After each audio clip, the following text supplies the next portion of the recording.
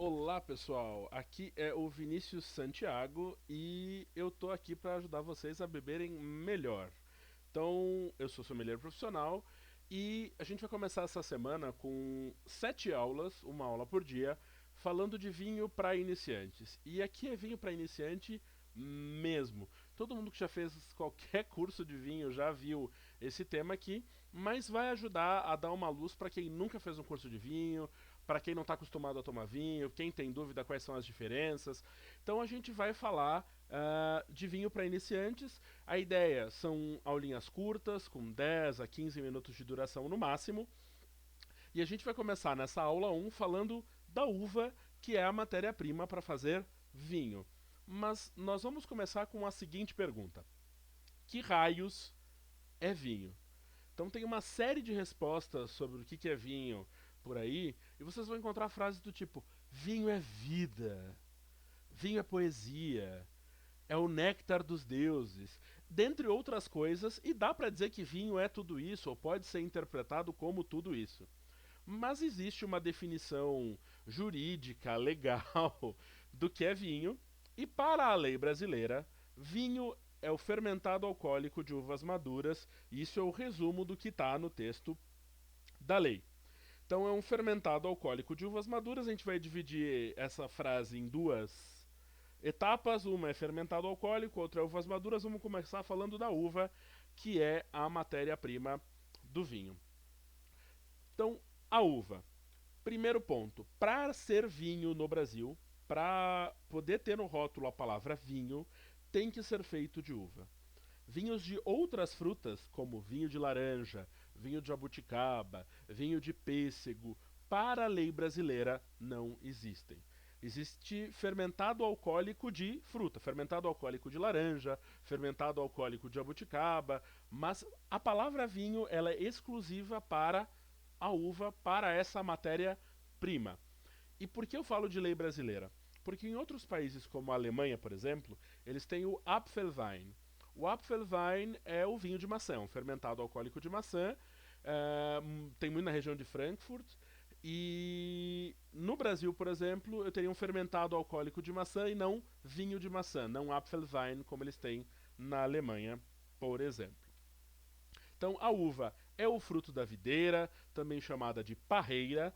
A gente vai ter num próximo curso o ciclo da videira, como a videira funciona, como ela produz a uva. Não é o tema dessa vez. A uva vai crescer em cachos com 15 a 300 bagas. Isso depende muito da variedade, da casta, da onde ela cresce.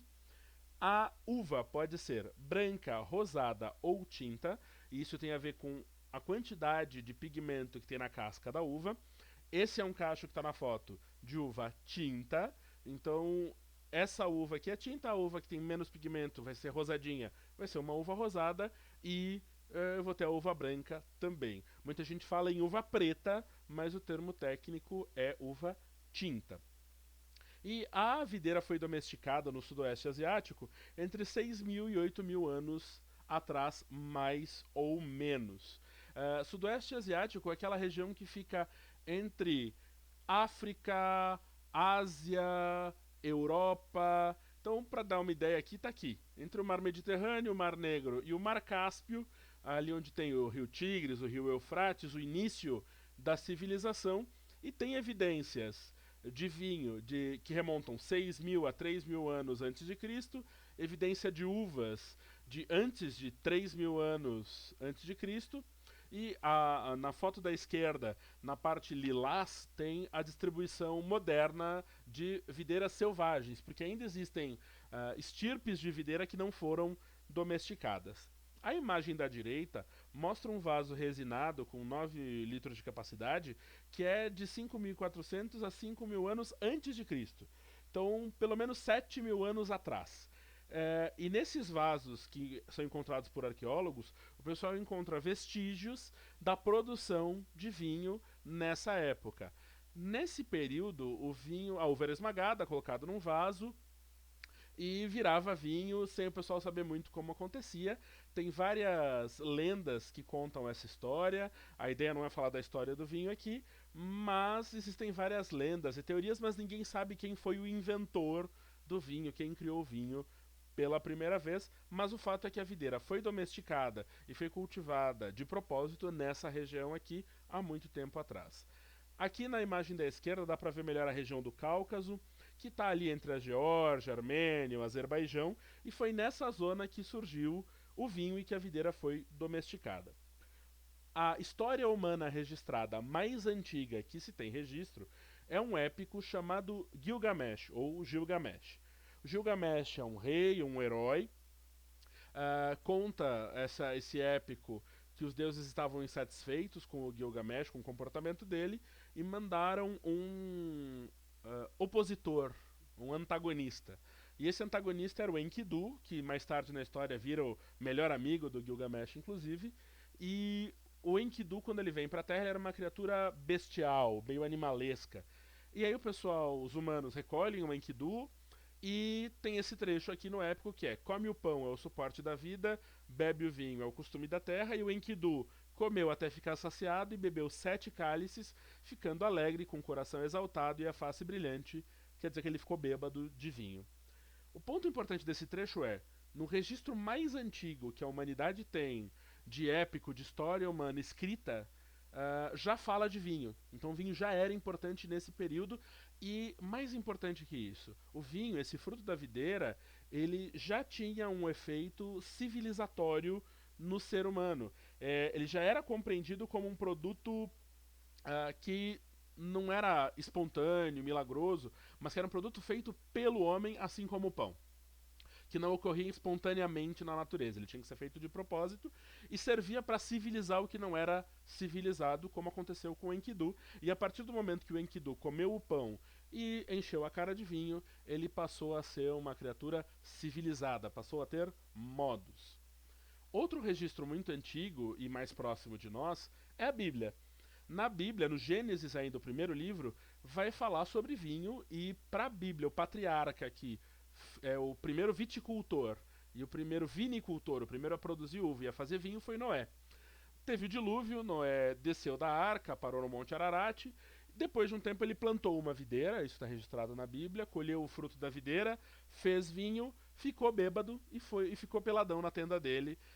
Depois teve uma briga com os filhos e tudo mais. Mas para a Bíblia, então no primeiro livro já fala de vinho e o patriarca que criou o vinho foi Noé e que também cultivou a videira, reforçando essa ligação com essa região do Cáucaso. Então vamos falar da nossa matéria-prima especificamente. Aqui a gente tem um corte de uma uva, de um grãozinho de uva, de uma baga. Então a gente vai ter a polpa, e na polpa a gente vai ter água, açúcar, ácidos e aromas e sabores. Se eu pegar só a polpa da uva, sem a casca, sem a semente, e colocar num tanque para fermentar, eu vou ter vinho. Então o que eu preciso da uva essencialmente para fazer vinho é da polpa, porque eu vou precisar dos açúcares para fermentar, da água, dos ácidos e desses compostos de aroma e sabor. Na película nós vamos ter os pigmentos, que vão variar se essa uva, se essa casta é branca, rosada ou tinta. Então eu tenho pigmentos, tenho taninos, que a gente vai falar um pouco mais pra frente o que são, e temos aromas e sabores também. A película é extremamente importante quando a gente vai fazer vinho rosé e vinho tinto, porque a cor do vinho rosado e do vinho tinto vem da película. E nós temos as sementes, que vão ter taninos e óleos. O pessoal já ouviu falar de óleo de semente de uva, tem para vender no mercado. Mas esses taninos e esses óleos da semente geralmente dão um amargor para o vinho. Então, na maior parte dos casos, eu estou só interessado na polpa e na película, ou só na polpa, para fazer o meu vinho depois. Tranquilo? Então, resumindo a nossa aula, o que a gente viu até agora. O vinho é a bebida obtida pela fermentação alcoólica do mosto simples da uva-saã fresca e madura. Aqui está o texto da lei um pouco mais completo. E por que eu coloquei ele aqui? Primeiro, observem a palavra mosto. Mosto é o resultado de quando eu pego a uva, esmago e tiro o suco da uva. Esse suco de uva fresca, recém-esmagado, é o mosto. E é esse mosto que vai fermentar depois e vai virar vinho. E quero que vocês se fixem aqui nesse texto da lei, porque isso cabe muita interpretação. porque fala de uva sã, fresca e madura, e isso é extremamente relativo. Uva sã, isso aqui é uma uva com fungo. Então, se você vê essa uva, por exemplo, no supermercado para comprar uma uva de mesa para comer, você não compraria essa uva. Mas essa uva está afetada por um fungo que é a Botrytis cinerea, que vai dar a podridão nobre e vai fazer alguns dos vinhos mais caros do mundo. Então, o que é uma uva sã para fazer vinho? Não é qualquer fungo, mas tem fungos que vão ser benéficos para a uva na hora de fazer vinho. Uva fresca. Se a gente está falando de frescor de frio, essa uva está bem fresca porque está congelada. Mas alguns vinhos no mundo, como os Ice Wine do Canadá, os Ice Wine da Alemanha e da Áustria, são feitos com uvas congeladas. A uva está madura no pé, vai fazer uma temperatura extremamente fria no ambiente, abaixo de 8 graus negativos, e vai se colher essa uva congelada, levar para a vinícola para fazer vinho. Então, o que é uma uva fresca? E por último, uma uva madura. Isso aqui é uma uva passa, é uma uva sobremadura. Uh, a gente não vai se aprofundar em nenhum desses três estilos de vinho nesse curso aqui, mas é para vocês entenderem, começarem a observar que não há o que não haja no mundo do vinho. Então a gente vai ter uva sã fresca e madura, mas cabe interpretação, cabe contextos diferentes na hora de elaborar o vinho. Então, essa é a nossa matéria-prima, que é a uva, a única matéria-prima autorizada para elaborar vinho no Brasil, é o fruto da videira, e na próxima aula a gente vai falar de fermentação alcoólica, que é o que transforma a uva e o mosto feito dessa uva em vinho. Muito obrigado por terem acompanhado esse vídeo até agora. Espero que vocês tenham gostado dessa aula introdutória e básica. Na próxima aula, a gente vai falar então de fermentação alcoólica. Um abraço e até a próxima. Não se esqueçam de comentar, compartilhar esse vídeo, se inscrever no canal e tem os meus contatos também para vocês seguirem. Abração!